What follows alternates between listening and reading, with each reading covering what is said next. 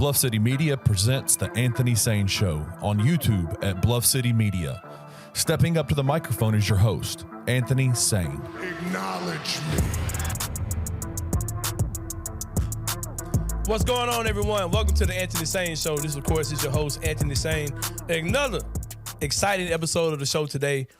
Today, Kenny Stubblefield. Kenny, before I get started, what's going on, my brother? You behind the glass? How you doing, man? Hey, listen, man. I had a long day today, man. I had to cut that. We're going out of town this weekend. Had to cut the yard today just to get it ready, man, because I didn't want to come home to an overgrown grass. Yeah. And so I'm going to be honest with you, man. My energy level is quite low today because I am beat up.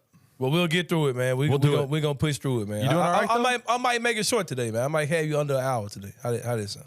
Hey, man. I doubt hanging out with you doing this show brings my energy up. Man, so I appreciate that, You're bro. actually helping me, man. I appreciate that. We have a nice show today. My boy, Avery Braxton from ABC 24.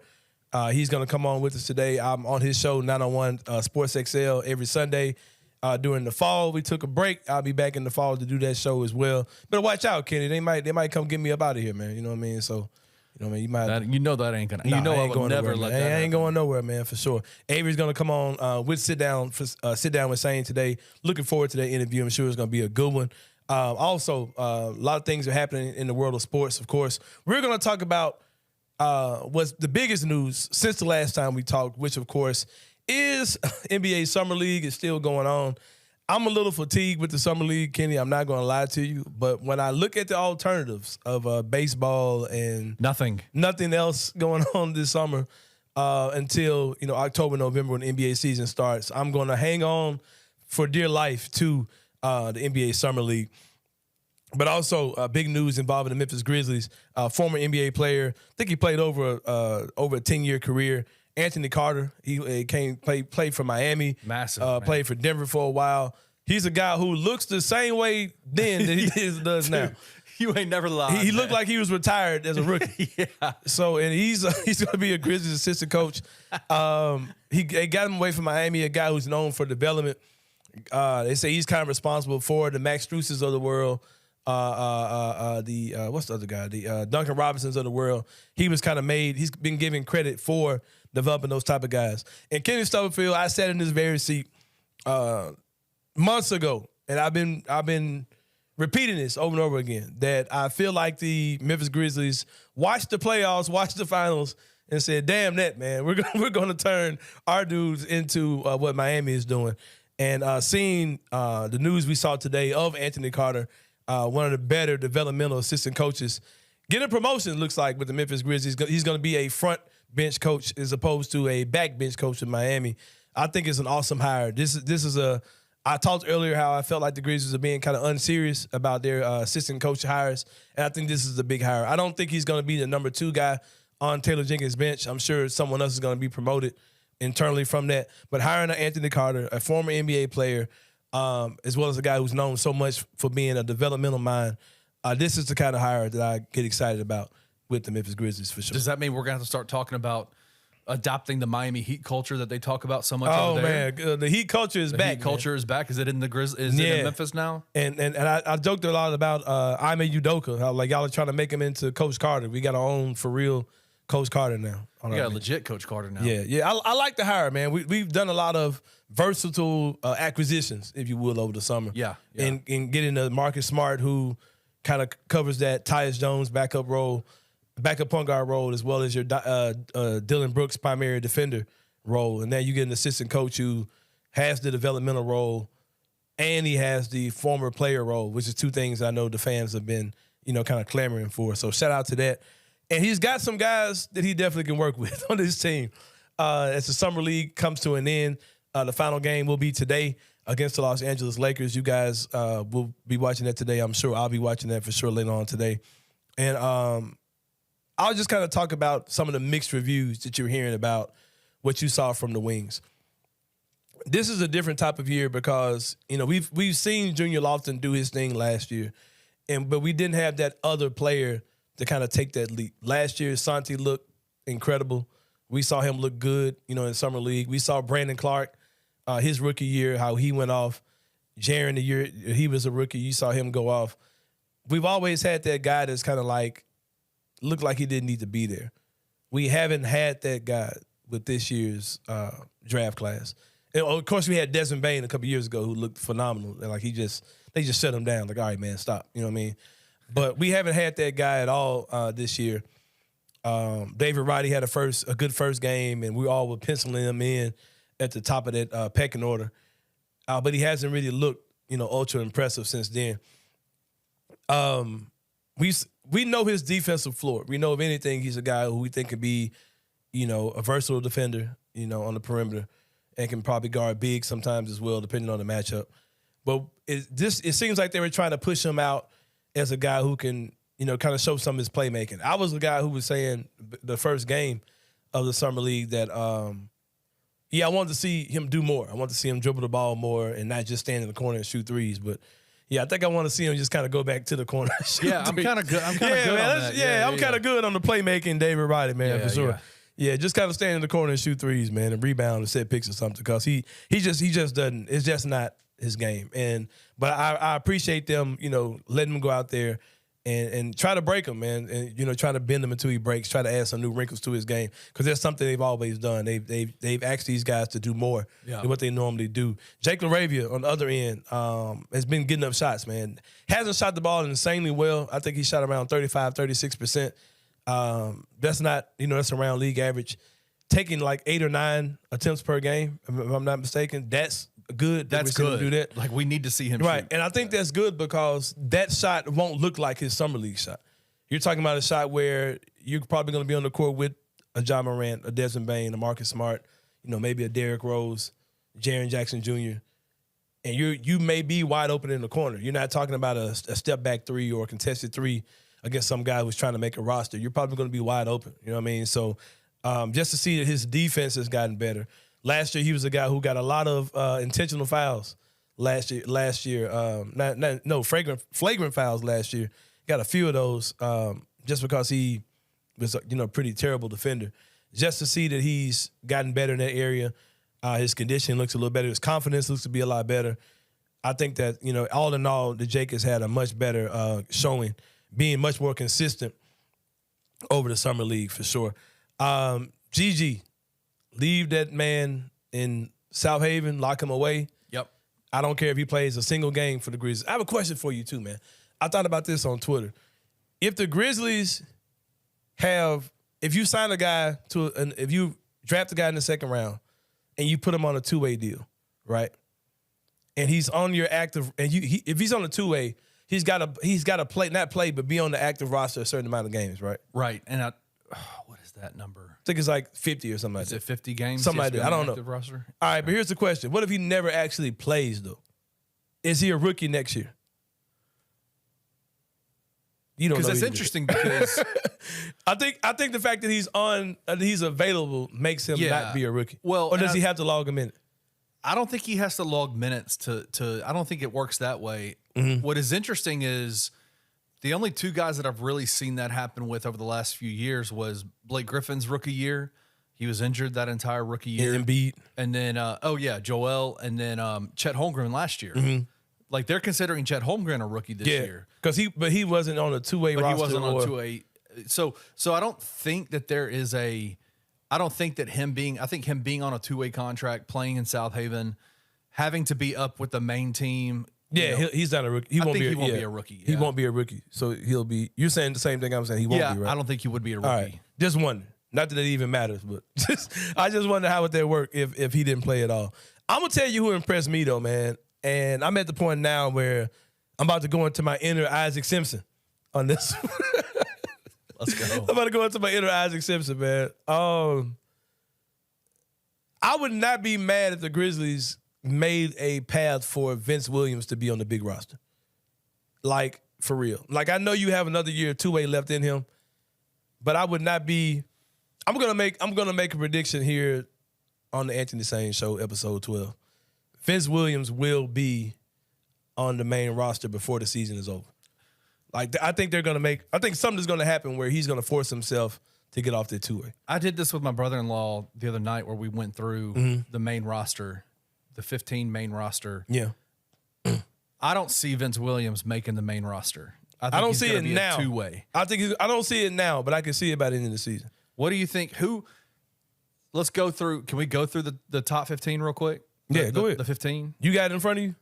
I mean, I can kind of go off the top of my head. All right, come on. You got Ja, Bain, Jaren, Smart, Jaren, Adams, Derek Rose, Kennard, Zaire, Santi, Xavier Tillman. That's 10. That's 10. Then you got Junior Lofton. He'll be on the main roster. Laravia will be on the main roster. I said Zaire already. Zaire will be on the main roster. You said Zaire already? Okay, so that's 12. Roddy is 13. 13. So you got two. Conchar's 14. Conchar's 14. So that means you got one. So now you got, who are your two-way? So you got Gigi. You got Gigi's Vince. You've got, who else? I'm forgetting somebody that's on this team. I know. Shit, man, I don't know. I should have had it in front of me, but that would have helped. I just don't see Vince.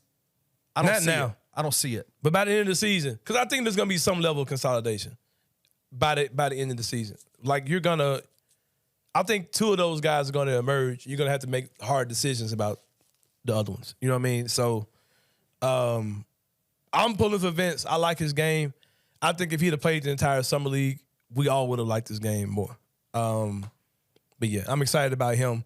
And I think we forgot Steven Adams. I said Steven Adams. I don't know, man. Y'all know the roster. Then you got Josh Christopher, you got Isaiah Todd, all those guys on the roster. You got to get it down to 15.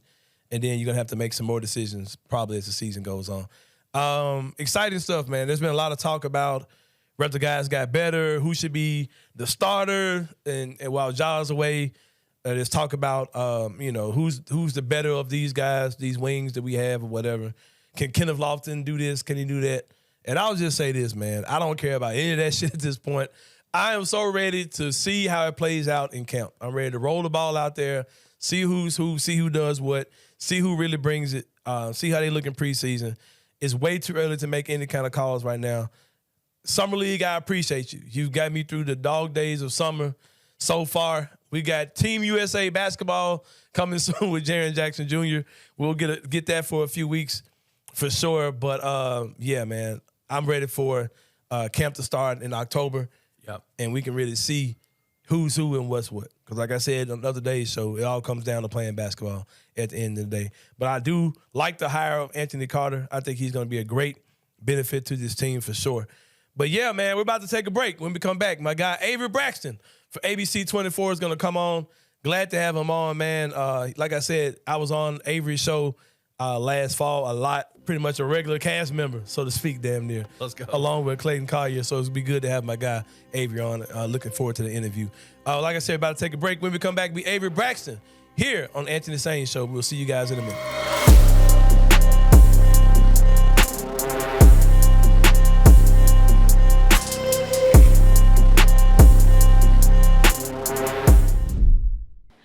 What's up, guys? I'm so excited to announce that we have partnered with Coaching for Literacy, and you can read more about them at coachingforliteracy.org or follow them on social media at Coaching for Literacy.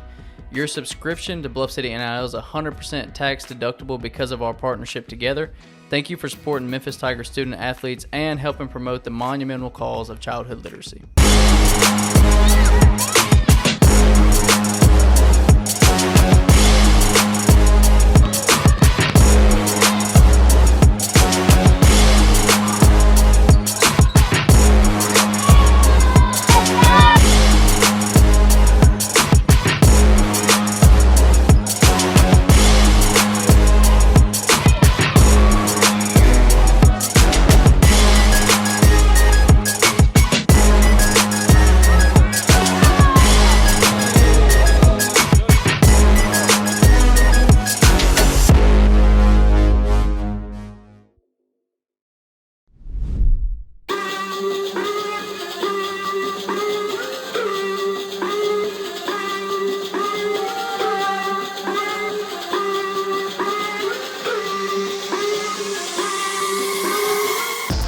All right, y'all, welcome back to the Anthony Sain Show. I have a very special guest, a good friend of mine, Mr. Avery Braxton of ABC 24. You might know him. You might have seen me and him on a Sunday evening around about 10:30 p.m. Most definitely. On 901 Sports XL. You know what I'm saying? You might have seen him somewhere doing this thing on ABC 24. Now you see him here live in the Bluff City Media Studios. Avery Braxton, what's going on, my brother? Not much, man. You know, you called me up. You said I owe you a favor. So, you know. Yeah, that's how it went down. I said, Sain been on my show about 20 times. Man? So, Yeah, you know, I yeah. definitely owe you one. But I'm happy to be here, man. You know, you've been doing your thing with the show, so I appreciate you having me on for sure. Bro. Appreciate you, man. You definitely looked out for your boy. Had me on television a lot this year, Kenny Stubblefield, man, on ABC 24 on Sunday nights. No, we just getting you reps. Yeah, man. Reps. Just get me ready for this right here, man. See how God works sometimes, man. That's how it goes sometimes, for sure. Good when you bring the TV guys in because they know how everything go. They're used to the camera. You ain't got to explain nothing to them. You know what I'm saying? But yeah, my guy, Avery Braxton, ABC 24. Avery, you are not from Memphis. If I'm not mistaken, you are from the A, Atlanta. Is that I'm from the Metro Atlanta area. It's weird saying I'm from the A because if you talk to somebody from the A, be like, where are you from? I'm like, oh, I'm from the South Side. Like, oh, you from the suburbs. Like, Yeah. all right, I'm from the suburbs. But yes, Georgia's home, Metro Atlanta's home. Yeah. You know, all Atlanta sports, those are my teams for sure.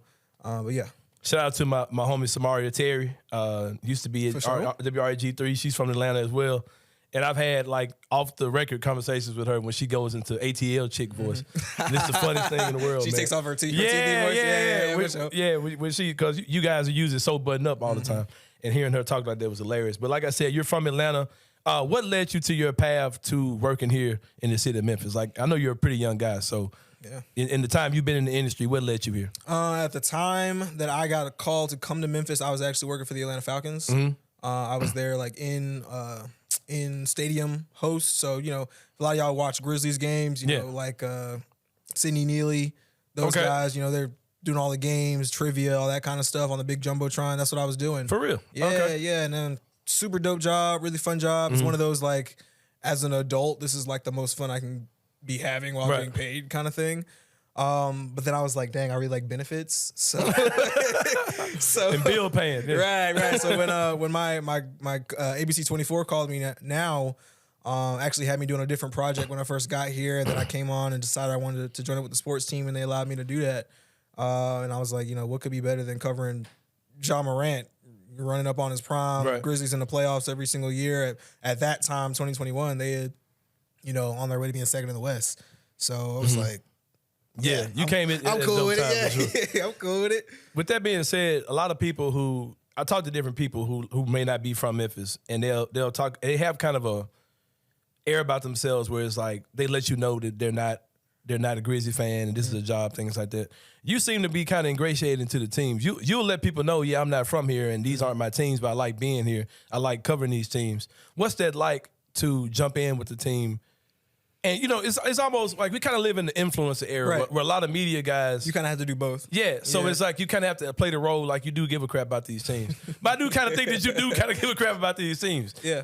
So what's that like? I think it's like the animal kingdom, right? So it's a symbiotic relationship, right? When the Grizzlies do well, that's good for me. Right. You know what I'm saying? But on a real note, like playing or covering the Grizzlies, they're a fun team. Yeah. It's one of those teams like they have personalities. You know, you never know what's going to happen with them. Jaron's going to say something off the cuff. Ja's going to say something off the cuff. When Tyus was here, Tyus was really cool. He'll sit there and just chat with you. And Dylan, of course. And Dylan is like a human quote. A viral moment every single time you talk to him. So it made it really easy to, you can't be a fan of the team, but as close to the line of being a fan and being objective as you probably could be. It's kind of where I've become, you know, it's just because they're an easy team to like. You know, getting to know all their media people behind the scenes. They're easy people to like. So yeah, you can't be a fan in the sense that like I'm gonna defend you at every single turn, because that's not realistic. But as much as you can enjoy being in the moment, being in the building, seeing Morant drop 50 points, seeing, you know, Jaren Yam on Anthony Davis ahead in the playoffs, like it's sick. As a basketball fan, it's sick to just be here and be around those guys all the time. We talked about the Summer League in the first segment of the show and, you know, the guys, the progress they made or didn't make and things like that. What do you think about, we're going to take Kenneth Lofton out of the equation for a couple of reasons. One, because he looks like a grown man out there. Him. You're seeing him. Yeah, we're seeing him do grown man shit out there. So we're going to take him off the table, but we're just going to talk about the young wings on the team. Okay. There are several of them that played, you know, in the G League. What are your thoughts of what you saw or didn't see in the Summer League from the guys that were out there? I mean, honestly, I think David Roddy is really going to be in the rotation. I don't know that I've seen him take like a step but I just like his game. He's tough. He's physical. He's going to get to the basket when he wants to get to the basket. His 3-point shot has come along. I don't think it's quite where the Grizzlies may want it to be, but if he's open, he's going to knock it down. He's going to shoot it, and I think that's all you can really ask for him, and you hope he takes that kind of next step where he can be a, Dylan-esque type of defender, and kind of hope he can do that offensively. But I think Jake he's raised some eyebrows. You're hoping he takes that Santi Aldama-like next step, but when you watch him in the summer league, he's not just a standstill shooter.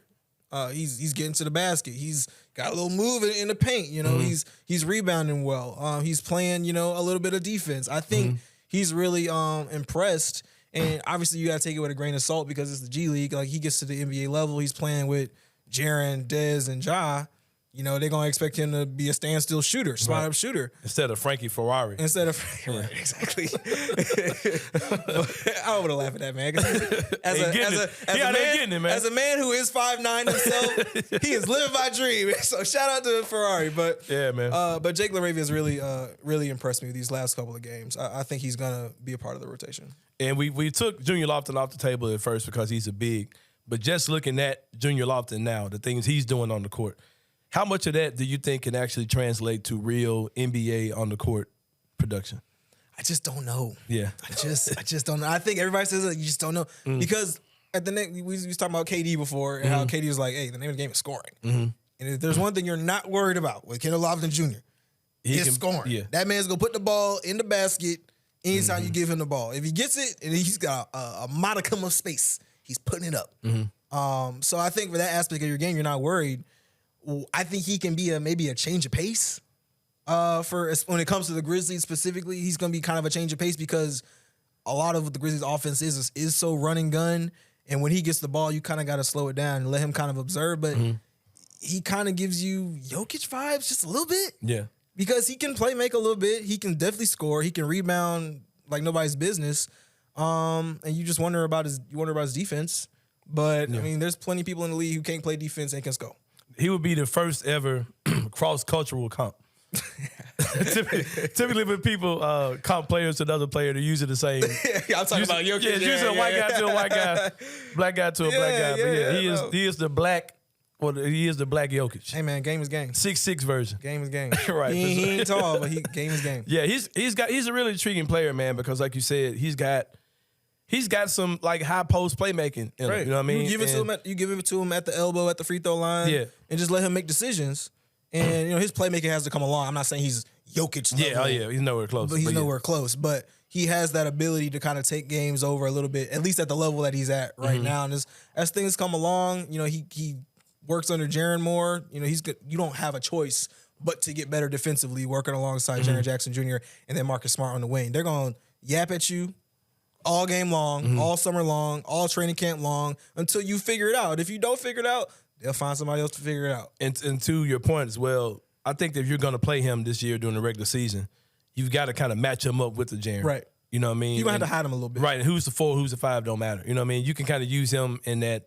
I think if he gets minutes, I don't think you can put him out there with Tillman. I don't think you really can put him out there with Steven Adams. No. I think his minutes almost have to mirror and shadow Jaren Jackson Jr.'s for sure. Yeah. Because he could cover up a lot of Jaren's weaknesses. You know what I mean? Like you said, he's a stronger guy. He can rebound. He can kind of do some of the things Steven Adams does. So I can see it, man. I think we kind of overanalyze him for sure.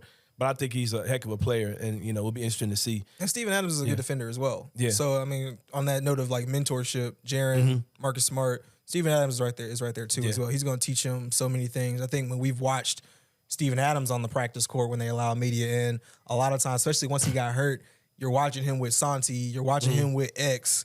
Hey man, just you're gonna move your body this way, and then you're gonna he's gonna move like this, and you just watching him teach, learning from those. And with a guy like Lofton, that's going to be invaluable. Just having a guy who's willing to just sit there and teach you, the little things of the game that make you better. Yeah, for sure.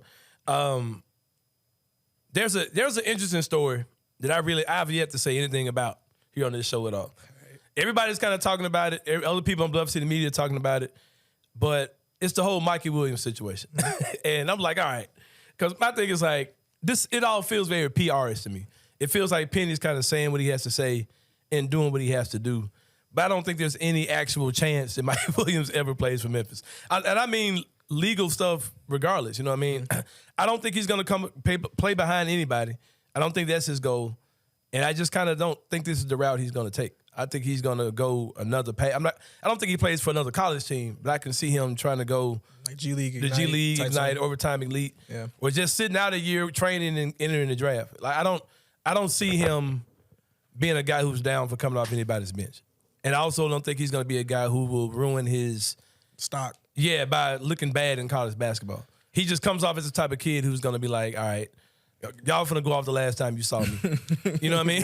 Right. Which I think a lot of dudes maybe should have done, man. Because if he Money Bates never went to play college basketball. He just said, all right, I'm screwed. I'm not going to college. I'm an elite high school basketball player. I'm going to sit on my ass for a year. 6'8", or whatever, however tall he is. I guarantee you he would have won the first round. Yeah. He would have won the first round, if not lottery pick. You know what I mean? I think more guys, can do that. You know what I mean? Just go out and put me in front of some cones. I'm going to knock down shots. Right. And I'm the same guy you saw, in high school. Anthony, I got a breaking news. All right, what you get?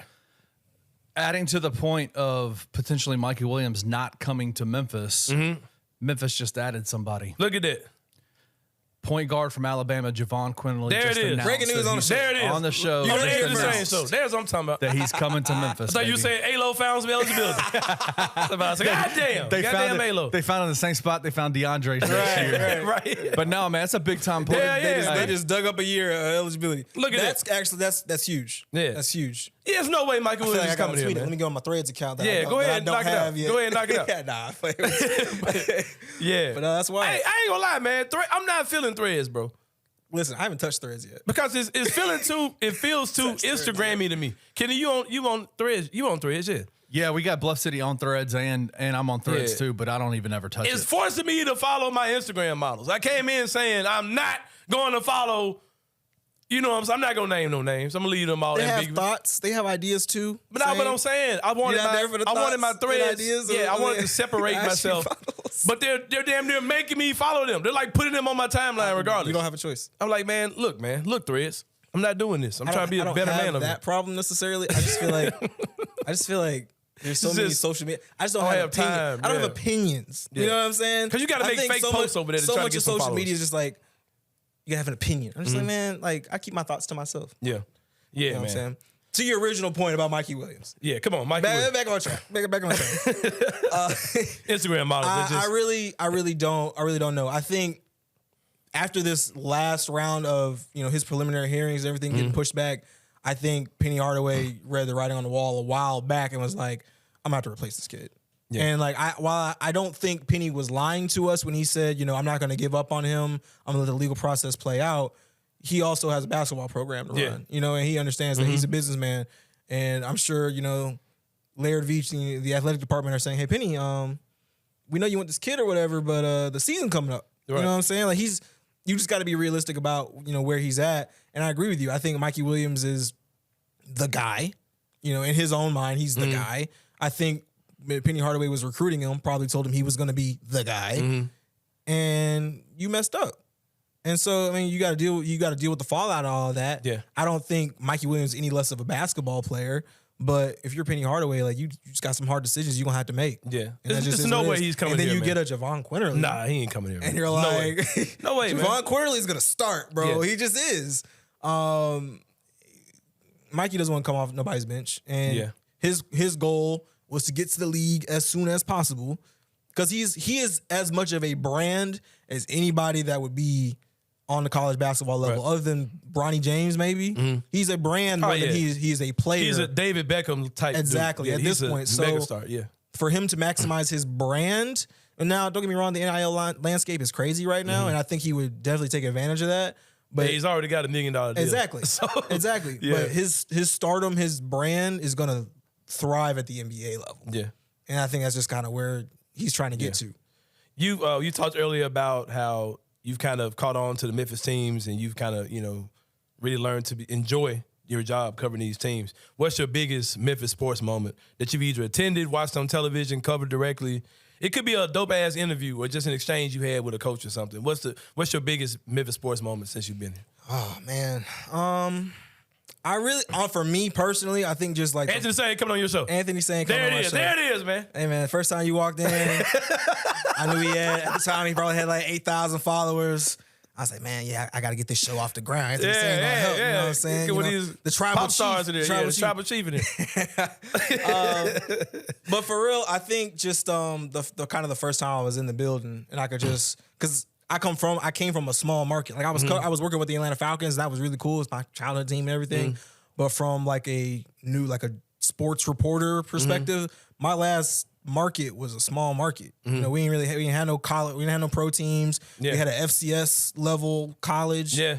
And so just being in FedEx Forum and being like, damn. You know what I'm saying? Like I'm here. You know, it's one of those things like, man, I prayed for this 5 years ago. Yeah, man. Type of thing. So along the way, there's been some cool moments, you know, covering the playoffs. It was really dope. One of the stories I got to do was just kind of talking about Tyus and his brother, and just watching that moment because I have little brothers and I can't imagine what it would be like to like have that level of accomplishment with my little brother. Talking to his family was really dope because at the end of the day, you want to be a storyteller too, right? And so just kind of being able to tell some of those stories has been really cool along the way. Man. Awesome, bro. Man, yeah, that first time at FedEx Forum, bro, I had my suit on, you know, I had a live shot I had to do. Yeah. I was like, bro, I'm him. You know what I'm saying? And it's just one of those kind of small stepping stones you have in your career that was my favorite local Memphis moment for me. Yeah, that's some dope humility, man, for sure. There's a lot of people, like we had Colin Cody on the other day's show, and he was just talking about how he feels the pride he has to have to represent young black men doing what he's doing. And I know you feel the same way, man. And you was telling how humbling it was just for you to be able to cover a major NBA team like that. That's a great story, man, for sure. Yeah. But this is my guy, Avery Braxton, ABC 24. Check him out. Y'all know what he does. Y'all still doing shit, right? Because I know I kind of thought y'all was done since the kids stopped coming on, man. You know, no, I'm just joking. Yeah, we're still doing stuff. I still have a job. I still have a job. You know, 901 Sports. I thought I was keeping y'all on air, man. 901 Sports XL is gonna be back in the fall. You know, we took a little hiatus for the summertime. You know, let everybody breathe, go on vacation, all that good kind of stuff. But we back in the fall. Allow me to come do the Anthony Sain show. You know, hey, bro, you are welcome anytime. Yeah, for sure. Hey, can I give a shout out to Avery and his family real quick though? Yeah, do that, man. Hey, he posted on Twitter this week, man. He was back in Atlanta. His brother, Tay Pete, just got drafted 30th overall. Shout out my boy Ty. Yeah, man, I forgot to add that to shout out my boy Ty. Yeah, my stepbrother Ty Pete. Excuse me. First round, 30th overall to the Seattle Mariners. He's getting ready to head off to Arizona for rookie ball here in a little bit. So proud of him, man. All he thinks about is baseball. Yeah. And so it's just from the moment I've known him, he's just had his head down and just done the work. And to see him, you know, get rewarded, you know, so handsomely, both with his draft position and the money that'll come along with it. Don't forget your big brother, bro. Yeah. You know, I'm just really proud of him, and everybody, like that whole village that helped him get there. It's a sick moment for our family. Tell me, looking for sponsors too, man. Hey, man, you need it. For sure. But for real, tell them to send us something to throw up on the a jersey or something. Once they do a Ty Pete bobblehead, I need that, man. Whatever minor league team he at, we'll throw it. We'll get one up here, man, for sure. But there's nothing minor about Avery Braxton. Like I said, check him out. ABC 24. Appreciate you coming out today, brother. Man, appreciate you having me. It was the best. Got to get you back up here very soon. We're about to take a break. When we come back, it's a three-pointer on the Anthony Sain Show. See y'all in a minute.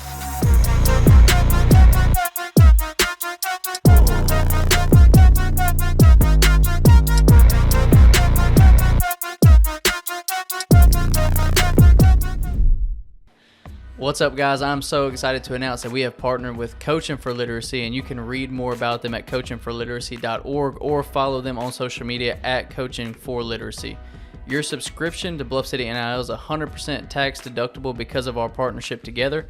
Thank you for supporting Memphis Tiger student athletes and helping promote the monumental cause of childhood literacy.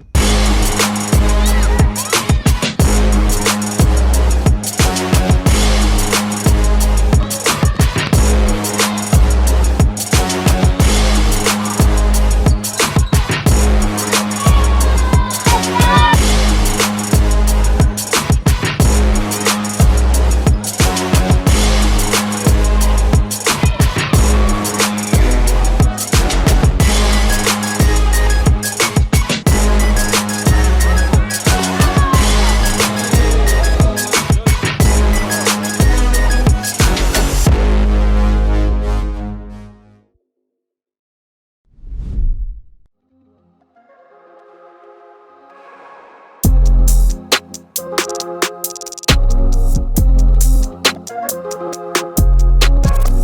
right, guys, welcome back to the Anthony Sain Show. Just wrapped up a great interview with my guy, Avery Braxton. Like I said, man, Avery's another great young talent here in the city of Memphis. We had Colin Cody from WRAG3 the other day, and we just wrapped up the week with my guy, Avery Braxton, man. Just another talented young African-American guy here in the city of Memphis, man. But it's that time for the three-pointer, Kenny Stubblefield. 3 things in the world of sports that are on my mind at this time. Number 1, of course, the breaking news that came on in the middle of that interview that we had with Avery Braxton is that Jahvon Quinerly has committed to the University of Memphis. You guys are watching the show on Friday. You guys have celebrated, got drunk, went out in the street, whatever you had to do to celebrate Jahvon Quinerly. But we were recording this on Thursday night, so we are live in the moment celebrating. Man, I think it's a great commitment that Coach Penny Hardaway got. A lot of people were worried about Penny Hardaway's class, what this class is going to look like. Then you get the Mikey Williams news about him and the legal troubles. Penny still didn't have a point guard. And I sat here and I watched my fellow brethren of Bluff City Media trying to hype up this kid. God bless him. What's the kid's name? the other point guard that they transferred. Young. Yeah, that little young kid. Like, nah, get the young the hell out of my face. Listen, I will say this. Go ahead, man. I will say this, man. Penny has been known to take bigger guards and try to turn them into point guard lead guys. Did it with Amani. We saw how that worked out. We saw that shit. He's going to move. The whole idea, I think, was that he was going to take Caleb Mills and put him in one. No. And I think that it's become increasingly clear that that's probably not the best move for for the team. I think Jamal Young could have been decent as a backup. As a backup, yeah. He's a backup point guard. Yeah. But I sat there and watched Christian Fowler. I'm telling you, man, Jamal Young. No. Get the hell out of here, man. I'm not going to watch this dude be my point guard. Hold on, I need to get Christian on here so he can refute that. No, Christian, I think that most everybody believed. Who was it that was then the Hitman, my boy Hitman Hoops, he was like, man, stop. Like, no. Compared him to Jeremiah Martin. Man, get out of here. Get out of my face. Like, yeah, for sure. Hey, listen. The University of Memphis staff has been known to compare players to each other. We're not doing that. That's not ideal comparison. So, but no, man, I obviously this is best case scenario. Jahvon Quinerly is one of the best guards in the whole entire country. Coming in, 5th-year guy. Was starting point guard for one of the best teams in college basketball last year, man. And he instantly provides you a guy who there is no doubt who's your number 1 guy now. No doubt. Yeah, for sure. And that's exactly what Penny needs. He's a high-profile point guard, scorer, shooter, good with the ball in his hands. He doesn't have that Mikey Williams pedigree, but he was, he's got pedigree. He came in with the name. He came in with things to prove. Of course, we talked about the Jelly fam with him. And, that's right. The Jelly fam. But, yeah, man, shout out to that for sure, man. There was a little nervousness, man. We were kind of worried about old Jahvon. Well, because I think we got to change our perspective on how recruiting works now. Back in the day, Penny is a savage when it comes to getting people on campus on visits and getting them to commit before they leave. And that's just not the way it works anymore. No. Because we got to talk about we got to talk about NIL stuff, and those are the conversations that have to happen now. And so when he came on campus and left, everybody's like, "Oh my God, what's going on?" But our guy Hitman in the shout out to him from the jump after all that, man, from the beginning has said it's not a matter of if, it's a matter of when. Yeah. And so that came true tonight, and it's a big day for the Tigers, man. And I'm gonna say this too, man. I'm gonna give a very shameless plug. If you're not a part of the Bluff City Media Discord, shame on you. There's so much ahead of the curve before it's actual news information going on with guys like Hitman Hoops who are in there putting out all the information, man. It's a shame. It's a travesty. You feel like you're up to date on. You feel like you kind of know what's going on behind the scenes, man. Yeah, man. Like, we might not know exact timing on things, but in the end, you know exactly what's going on at that time. So it's a good thing, man. Jump $5 investment. The price of a 4 for $5 at Wendy's. Ain't that what it is? 4 for $5. The price of a Starbucks coffee. Yeah, the price of what used to be a pizza at Little Caesars. That's right. But them mugs is $7.99 now. Yeah. My son's favorite pizza is Little Caesars cheese, and so I buy that stuff all the time. Man, Little Caesars just a jump bougie on us, man. It did. They went a little bougie. For sure. The pandemic happened. They just we got y'all ass now. We finna raise this joint. The price of cheese went up. We about to. That's it. Yeah, for sure. But yeah, man. But Jahvon Quinerly, glad that he's in the on the team. We can breathe easy. Penny's gonna have a nasty man. That team's gonna be good, man. Whew. All the haters, all the people who got stuff to say about Penny and doubt him. Hey, you can talk about a team that's full of kids and Boogie Ellis 4 years ago, right? And all that. Hey, these dudes been there, done that. They can tell Penny, hey, coach, we got this. You know what I mean? We been there, done that. You know what I mean? You sit back, Coach P, we got you. This roster, this starting five, full of vets, man. If DeAndre Williams comes back and gets that last year of eligibility, the starting five will have 25 years of college experience. That's together. crazy. And I'm just telling you, man, like, let me just read through this. Hold on. Before you do that, quick math. Oldest starting lineup. Opening night starting lineup. Oldest starting lineup, Grizzlies or Tigers?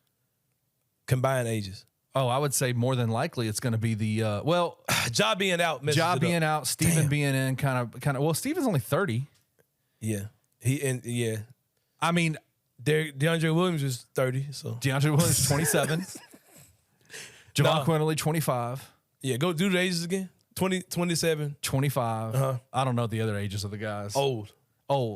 But 25 years of experience. But the fact that that's a conversation we have to have is who's going to have an older roster, the professional Grizzlies or the college Tigers? Is hilarious. Last year's Grizzlies would have more than likely, yeah, because you had Kendrick, you had guys that were in their 6th year. yeah, it's wild, man, for sure. But yeah, I think I'm super excited, man. All right, Kenny, gun to your head. I don't know if we can say it on YouTube. Probably can't. Probably take that out. But no, device to your head. Can you? Will we see Memphis Madness this year? Oh man, or Memphis Cookout family picnic sponsored by the Cookout. It's sponsored by the Cookout on Union. No, on Highland. Man, I don't know, dude. Like, I really would like to know. It feels exciting as shit, man. It feels like a real big deal. To me. Yeah, I think we need to go Memphis Madness this year. I think Memphis Madness needs to come back. Bring it back. Because I mean, the Cookout was cool. It wasn't, bro. But I'm telling you, man, like. This does not deserve a Cookout. I will say this, man. I'm sure it's a lot more fun to watch it. Covering it is annoying as all get out. The Memphis Madness stuff. I can't stand it. But see, here's the thing, though. With this team, man, these guys got to go to work in the morning. Yeah, these dudes are 30. They ain't time to be screwing around at no Memphis They got 11 Madness. p.m. bedtimes, man. They ain't got time to do these kids got families. The wife told them they got to be home, man. They ain't got time for no. We got curfews, man. They got to be home. No, I would enjoy a Memphis Madness event, but it also, I think last year Penny doing that was almost like a recognition of like what you saw out of Penny, some of the growth that you saw out of Penny, and that he's like, man, I'm just ready to work, man. Forget all the hype, forget all the pomp, forget all the circumstance. Let's just get it out of here, man. Let's just grind. Yeah, I wouldn't be mad if Penny came back and said, yeah, damn all that. We're gonna do it again. I'm gonna come back out here and what's that thing he drove? What was that thing he drove in? What was that thing? Oh my God. Spider. I can't think of what it's called. Oh man, that was, and they had money bags there. Oh God, come on. I go all. Yeah, I go crazy on y'all this year. Yeah. Valor Penny. Speaking of going crazy, number 2, Kevin Durant. Jeez. Come on, man. Stay in your lane. Come on, man. I'm going to paraphrase this the best way I can. Kevin Durant was on Twitter. People were coming at him, and he started going back at people about offense winning championships. I'm sure it was something about people wondering what's Phoenix doing with their roster or whatever. And KD's arguing with fans. Can't give him a damn about what fans say. One of those fans included Ryan Davis, who's a influencer, online comedian. Pretty funny dude, pretty smart dude. KD was not familiar with his work. Shout out to Shaq. He got real familiar with it real quick. Ryan Davis, KD might not have known who he was or probably thought this comedy sucks. And he said this. He said a bad comedian, so pretty much, is telling a 2-time champion how the NBA works. And yeah, you should have stayed in your lane, Kevin Durant, because Ryan Davis went on a 5-minute rant on Instagram. Very what's the word I'm about trying to say? Telegraphed. Is that right? Telegraphed? Telegraph? Calculated? What's the word? I guess calculated is a good word. I don't know. He had his shit together, and he got off. He went off on KD, man. He came with some straight fire facts, man. Is what he did. Because he's a smart dude, man. Yeah, he knows what he's talking about. Yeah, he's not just a guy out there cracking jokes. Ryan Davis is a very smart guy, and he does commentary about things that, he's done some things about social justice and inequality and all types of things, man. He's not a dummy. He's a very smart guy. He's a very funny comedian as well, and he went in on KD. And I'll say this, shout out to my boy Ant on Twitter. He was talking about, he was in a Twitter space this morning. He was saying, like, you can't, he was like, we have to, like, say positive things about the players because the players read Twitter. I'm like, man, I jumped in like, nah, stop, cut it out, man. We are not responsible for these guys' mental health and them being in a good mental space. They're grown men. They shouldn't be on social media, bro. There's one thing. We could say a lot of things about Dylan Brooks to knock Dylan. Dylan Brooks had a Twitter account. Dylan Brooks was not on Twitter, bro. I've heard stories of Dylan Brooks like having no clue of what people were talking about when it came down to Twitter. And I think that's part of what kind of gave him an edge, man. Like, he didn't care. He wasn't aware of all the jokes or the stuff, negative things that people were saying about him. And when you would tell him about these things, people told me he'd be like, no, man, that ain't real. Like, people don't like me for real. Like, he really thought he was that dude, man. And it's like, bro, why do you care what people have to say? It is not our responsibility as fans nor media to keep these guys in a safe mental space. Get your ass off of Twitter, man. Did you see what Kevin Durant said when Threads dropped? Did you see what he did on Twitter? Yeah, something about like I'm going to make a burner or something. He said all my burners are going over to Threads. Yeah, man. Get your ass off of Twitter, man. You got your ass toe up, man. Just chill, bro. You got your ass ate up on. Man, ate you up. Like, for what? Like, why you jump in the dungeon with him, man? Like, that's his area. Why you? He's not your normal guy that will. Yeah. Equestrian. What's the word you used? The phrase. Penal equestrian. Yeah. Stop it, man. Like, he's so used to being able to kind of go back at people and them kind of go, not a comedian. That man was calculated. That dude man. will come. Trained assassin. Yeah. Came up there and tore his ass up. Yeah, man. For 5 minutes. It wouldn't stop. With some real facts. Yeah. Too. And it wasn't like he was getting jokes off. He got a couple of jokes off. It was tough times, man. But also, number 3, LeBron James. Say what you want about LeBron, man. I ain't gonna lie, bro. I'm not what you would call a LeBron James fan. But seeing one of the GOATs. I am. You know what I'm saying? The man beard was A1. He had the little ugly glasses on. He had the pearl choker on. He got that fresh plugs put in, man. Yeah, he had the fresh plugs in his hair. Shout out. Man had the pearl choker, like I said. Wife up there looking magnificent. Kids. Awesome. Man, so much black excellence on the stage. Then he did the pose with. Didn't he take a shot with Carmelo and? I didn't see that. And Wade and CP3 too. Didn't he like redo that picture or something? I didn't see that. I don't know. But anyway, man, got up there. He announced that he's staying in the league. Man, here's the thing. I think a lot of people have wasted a lot of energy hating on LeBron James in this time instead of watching one of the greatest players who've ever picked up a basketball. I'm not a particular LeBron James fan, but there's so many things I respect about him. Things he's done off the court, building the school. Man, approaching, if not already crossing billionaire status. I think he's already hit the billionaire range. Oh, yeah. Doing movie stuff, own production studio, all those type of things. Spring Hill, baby. Oh, man. Like, boy, he calls himself just a kid from Akron. From Akron, you know what I mean? And, Netflix shows, I mean, it just on a whole nother level as far as, taking the league to the next level. He's probably going to be an owner in the NBA for sure. There's just literally nothing he can't do. Yeah, man. He was in no scandal, like nothing on his name. He was in a movie with Bill Hader and what's that white chick comedian? Blonde hair. Oh man. Anyway, they were in a movie, and LeBron James was in it, And man, he stole scenes with those guys, like these comedian actors. Yeah. That it was a funny movie, and they were coming in. Those guys normally just murder on those kind of shows, and LeBron came in and held his own the entire time on the screen. The dude does everything, and he does it well. And he's got Rich Paul on one end, who's runs the NBA as far as being an agent is concerned. Like, he's got everybody. Yeah. And then on the TV movie production side, he's got my other guy. I can't think of his name. Maverick Carter, yeah. Like, bro, like, come on, man. LeBron is so him, man. And, you know, of course he's being a diva. He did introduce the diva era of sports. He was like one of the first personifications of AAU, the AAU era in, you know what I mean, in the NBA. But, man, I'm not mad. I'm not mad at him announcing that he ain't done yet.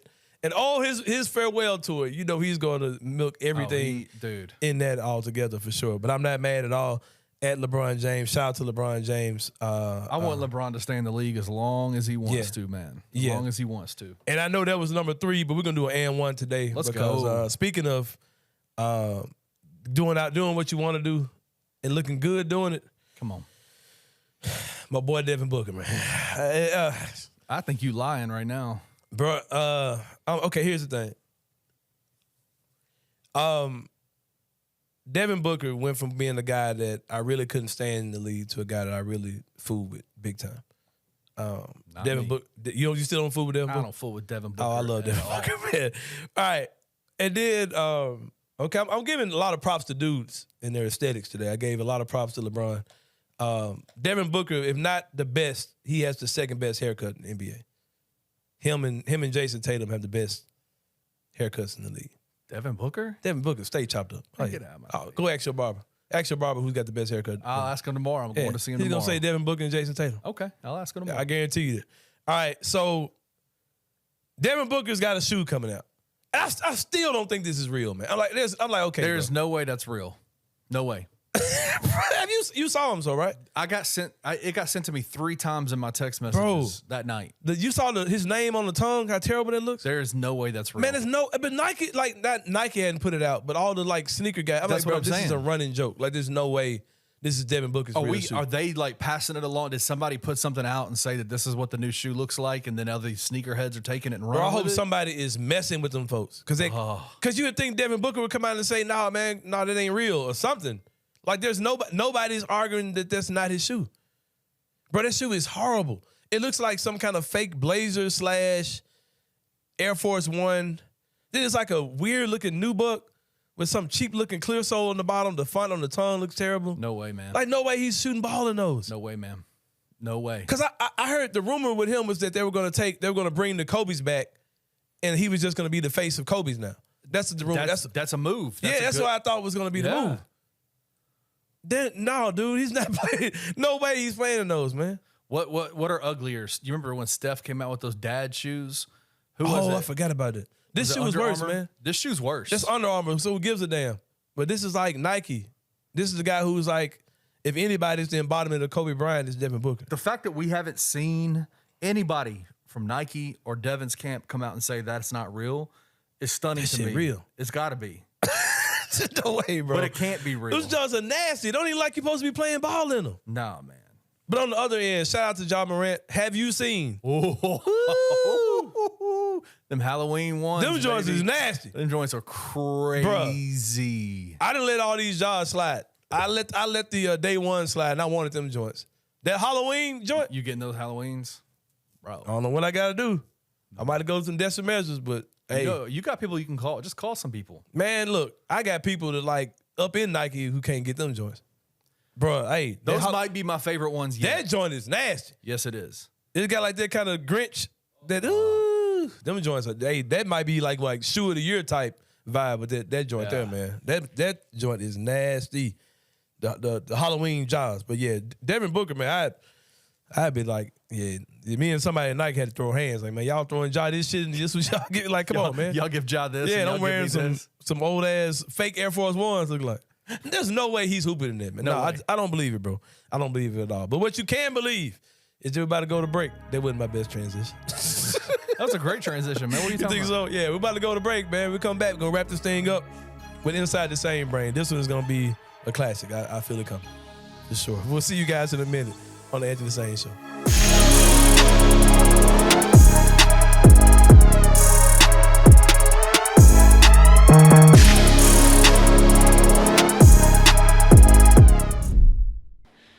What's up, guys? I'm so excited to announce that we have partnered with Coaching for Literacy, and you can read more about them at coachingforliteracy.org or follow them on social media at Coaching for Literacy. Your subscription to Bluff City NIL is 100% tax deductible because of our partnership together. Thank you for supporting Memphis Tiger student athletes and helping promote the monumental cause of childhood literacy.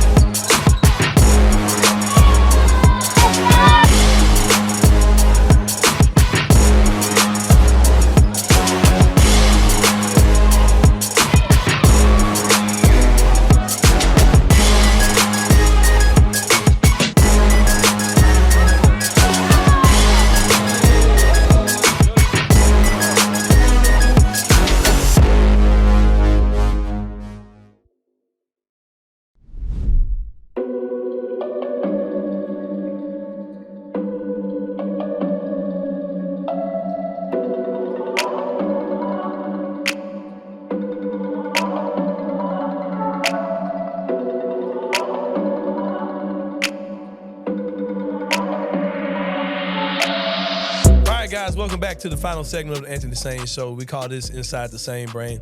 Kenny, very seldom is there a segment that I had this in my back pocket the other day when we recorded. And I said, man, I got to save this. In our 12 episodes, there's never been something inside of my brain that I wanted to let out. More that you wanted to get out so badly. Oh, man, I sent you this the other night. I was like, yeah, bro, this will be. It made me laugh. Just in case I forget, I want you to stop me and say, nah, this is not what you said you were going to talk about. If I was talking about anything else, I wanted you to stop me and say, no, man, this is not what you sent me. Man, very few times is something I've seen captivated me like this has, but this is definitely one of them. So I'm on Facebook, and as you know, Memphis has several festivals here. We have the Barbecue Fest, which I think Bluff City Media had a tent in. No, not this year. Next year. Next year we will. Okay, yeah. There's the Barbecue Fest. You got the Hot Wing Festival here in Memphis is another one. I think they had like a not a Margarita Fest, what's the thing?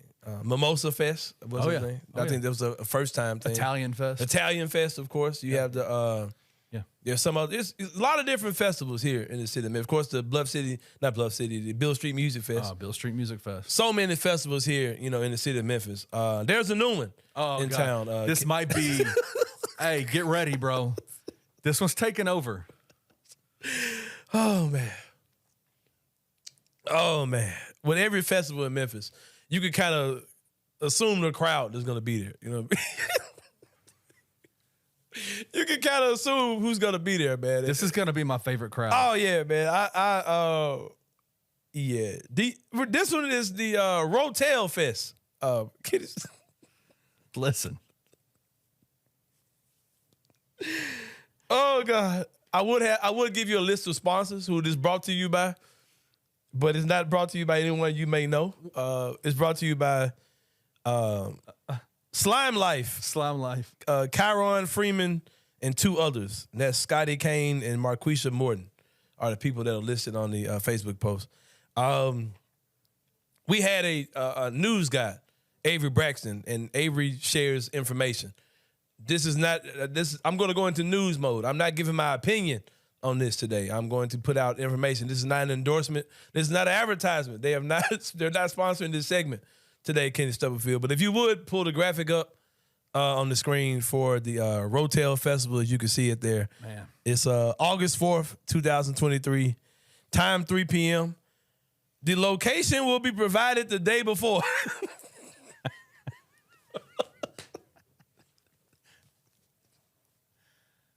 Hey, oh God! Before we go, oh man, I need you to explain what Rotel is. What is Rotel? Because everybody may not know. I had this conversation with Chris Harrington and asked him, did he know what Rotel was? And he gave this very descriptive, very elaborate description of what Rotel was. He explained it like no white man has ever explained before. For those of you who don't know, I'm going to give you a brief history on Rotel. Okay. And it's interesting because I put a post out on Facebook because I was asking, why do we call Rotel Rotel? And for those of you who don't know, the modern version of Rotel the simplest. I'll give you the simplest version of it. I add one extra ingredient to mine, but I'll give you the simple version of it. It is a block of Velveeta cheese. That's a good. A can or two of Rotel brand tomatoes and chilies. That's good. And some type of meat product. Right. Me personally, I prefer to use a tube or two of hot sausage, like in a tube. Yeah. People use other stuff, ground beef, ground turkey. Right. Whatever. I also use a block of cream cheese as well. Oh, yeah. That's, but the most simple version is cheese, meat, chilies. And the chilies and tomatoes. Chilies and tomatoes in the can, Rotel. Yeah. You eat this with me personally. I like mine with just basic tortilla chips. 100%. The more melanin count you have, you go off into the Doritos. No. Lime tortilla chips. Yeah, exactly. When I feel dangerous, go lime. I'll go to the lime joints for sure. Yeah, them lime joints slap. But the more melanated crowd, we'll go into the Doritos. It also feels like blood pressure stroke waiting to happen. So I don't really go into that too often. Hot chips. Yeah, I can't do it. No. And working in youth ministry, man, we've killed kids. How many? Dude, how many kids have we killed? Hot chips and hot chips and cheese. Hot chips and cheese. Takis and cheese. We're gonna go before all the work we did for the Lord. We're gonna go to hell for the hot chips and cheese. For the nutrition we gave these kids when they were in middle school and high school. No, but man, Rotel Fest is coming up August 4th, baby. Come on, man. This the fact that hold on, I saw it somewhere else where it said vendor fee is like, if you're a vendor, it's like $25. Okay, that kind of raised an eyebrow. Because I know typically a vendor's fee is at least a couple $100 for, right. If you're looking at like the Cooper Young Fest or something to get a booth, is typically, a few $100 to get a booth. At the Rotel Fest, it's like $25 if that might just be for a shout out. I don't know, man. That might be for like a quasi sponsorship or something. I don't know. But the fact that the only thing that concerns me. The only thing? The only thing that concerns you? Only thing that concerns me is the location will be announced the day before. Because it seems like to me, I'm not saying this ain't legit. I'm not saying this ain't happening. But the only thing that to me is like because they said they were having you gotta get a wristband before to go. So you gotta cash app some dude for a wristband, and then you get the location.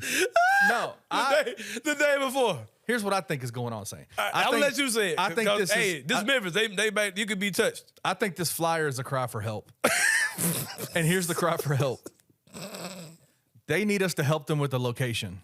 They got everything else locked down. The location. Where do you think that a Rotel Festival would be the most successful in the city of Memphis? I'm gonna tell you what I was thinking too. Behind the whole why they doing it today, why you went on to the day of. Right. All right, let's say I'm a hater. Right? You're not a hater though. All right, let's say, okay, for something like this, like you can go to a public park and just kind of pull up, without permission. 100%. Right? But if I tell people this is where I'm having this, it may make someone else go, okay, well, I'm gonna go there too. Right. But if I don't announce until the day before, that kind of eliminates the chances of you doing it. That might be what it is. That could be what it is. I want this to be real so bad. So man. do I. I do not want this to be a scam. I want this to be real, man, because I can just see, man, this is... Because, man, like with barbecue, right? If you're at a barbecue fest, you got to get plates. You got to have wet wipes and all this kind of stuff. And you got to have a place to throw these bones away. What's more simple, man, than walking around with a plate full of chips and just me just scooping some fire-ass Rotel? Just Rotel after Rotel after Rotel after Rotel after Rotel. Oh, God, I want this to be real so bad, man. Lord, please let this be legit. If it's me, this is where I'm putting it, all right? Where you going to have it at? So I grew up on Park and Mount Moriah. Okay. You know Marquette Park? Mm-hmm. Do it at Marquette Park. Why not? Because you're going to have a bunch of babies there. There's a big old park there they can play on. Mm-hmm. Big old open area, so you're not getting anybody's way. You just have a good old time over there, man. That's the place to do it. Go to Marquette Park. Oh, God. I'm making the announcement. Man. It's at Marquette Park. Hey, don't say that. No. I'm not saying that. Because they might be... I want to go, man, but I just can't. I can't hit up the Cash App of Cookie A1. I can't do it, man. I just can't trust it. I'm at the Cash App when at the door. Here's what I'm gonna do. I'm gonna reach out to these folks. We gotta get them on the show, man. We gotta get them on the show. We'll do a live broadcast of the Anthony Sain show from the Rotel Festival if it's real. Hey, you even catch me up with this Rico charge? He even had me on here, man.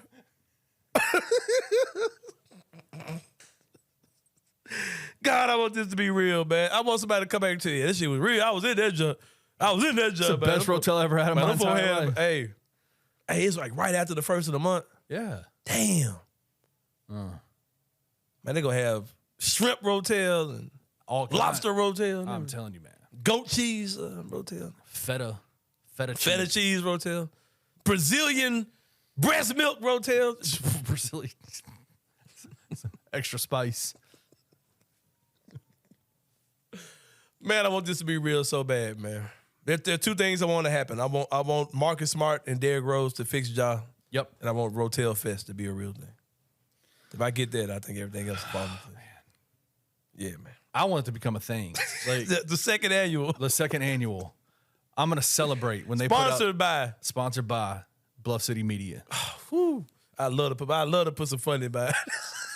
The Rotel Fest. Oh God. Yeah. But that's all I got, man. We'll see you guys next week. It's gonna be a little different. Kenny, you're going on vacation. I am. Every producer in the city, every producer at BCM is going on vacation. It's gone. So it's gonna look a little bit different. I'm still here. The show will go on. We will pull this out. You'll see us. You'll see us twice next week as well. You'll still have two great, amazing guests next week as well. I haven't booked those yet, but they'll probably get a phone call tonight. But yeah, we about to slide about this joint, man. Shout out to my boy Avery Braxton for sure. Shout out to the makers of the Rotel Fest. I would. Nah, if it's a real thing, I'll go day of and pay my money, man. You're not getting nothing from me. Shout out to Nike and Devin Booker, man. Yeah, shout out because they. But you know what though? I'm making this joke as if Balenciaga wouldn't selling Asics. Come on, man, and make it for $1,000. So, whatever. Maybe Nike's gonna show y'all how if they went in on the idea, let's make the ugliest shoe possible and see if it sells. I wouldn't give it to Devin Booker though. Nah, not Devin Booker, man. I don't know. Maybe Devin Booker, man. I don't like Devin Booker. Yes. Anyway, we're going to slide about this joint, man. I'll see you guys very soon, hopefully at Rotel Fest. For Kenny Stubblefield behind the glass, this is Anthony Sain. We'll see you guys next time on the Anthony Sain Show, and we out. Thank you for listening to the Anthony Sain Show. If you enjoyed this episode, leave a rating and a review wherever you download your podcasts. Also, like and subscribe to Bluff City Media's YouTube page. For comprehensive coverage of Memphis sports, head over to www.bluffcitymedia.co and find out how you can become an insider. We will see you back here next week.